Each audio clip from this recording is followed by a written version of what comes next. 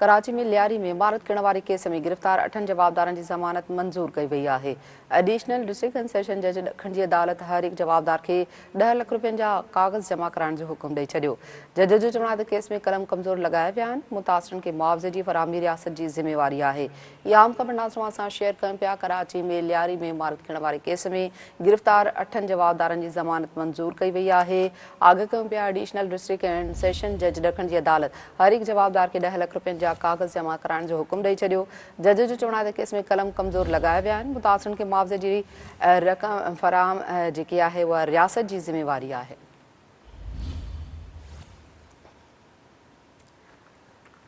कराची में लियारी में इमारत किरण वारे केस में गिरफ़्तार 8 जवाबदारनि जी ज़मानत मंज़ूर कई वई आहे। अहम ख़बर ॾियूं पिया एडिशनल डिस्ट्रिक्ट एंड सेशन जज ॾखण जी अदालत हर हिकु जवाबदार खे 10 लाख रुपयनि जा काग़ज़ जमा कराइण जो हुकुम ॾेई छॾियो।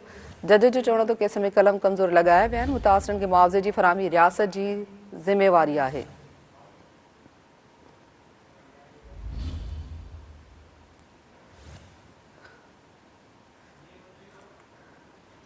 तफ़सील मालूम कंदासीं कराची मां TV news reporter Sikandar Bhutto खां। जी सिकंदर, आगाह कजो हवाले सां छा तफ़सील आहिनि? 8 जवाबदारनि जी ज़मानत मंज़ूर कई वई आहे इमारत किरण वारे केस में।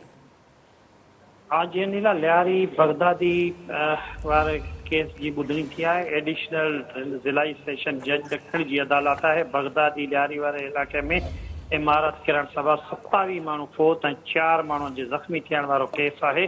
अदालत SBCA जे 7 ऑफिसरनि समेत 8 जवाबदारनि जी ज़मानत वारी दरख़्वास्त मंज़ूर करे वरिती आहे।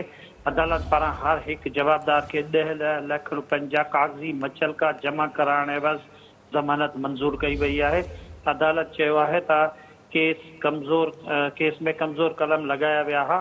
अदालत चयो त रियासत खे मुतासिरीन खे मुआवज़ो ॾियण जी ज़िम्मेवार जेकी आहे त उहा रियासत आहे, न कि जेको आहे त बिल्डर वग़ैरह। जवाबदारनि में SBCA जा ऑफिसर आसिम खान, आसिफ रिज़वी, इरफान नकवी शामिल आहिनि, जॾहिं त जवाबदारनि में सैयद ज़रगाम हैदर, इशफाक खोखर, फ़हीम सिद्दीकी शामिल आहिनि। जवाबदारनि में जली सिद्दीकी ऐं फ़हीम जी जेकी ज़मानत आहे उहा मंज़ूर थी आहे।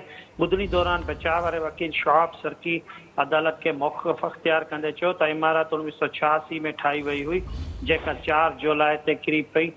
त वकील चयो त जवाबदारनि खे 10 जुलाई ते गिरफ़्तार कयो वियो। जवाबदार 3 ॾींहं जेको आहे त रिमांड ते पुलिस जे हिरासत में हुया।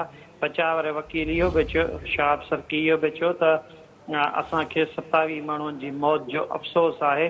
अदालत रिमार्क्स ॾिना त केस में जेके कलम लॻाया विया आहिनि उहे तमामु कमज़ोर आहिनि। मुतासिरीन खे मुआवज़ो ॾियणु रियासत जी जेकी आहे त ज़िम्मेवारी आहे। अदालत चयो त सभिनी गिरफ़्तार ऑफिसरनि जी ज़मानत जेकी आहे त मंज़ूर कजे थी। अदालत जवाबदारनि खे हिदायत कई त हू जांच ऑफिसर सां जांच में सहकार कनि। जी अनिका। ठीकु आहे, वॾी महिरबानी सिकंदर तफ़सील ॾियण लाइ।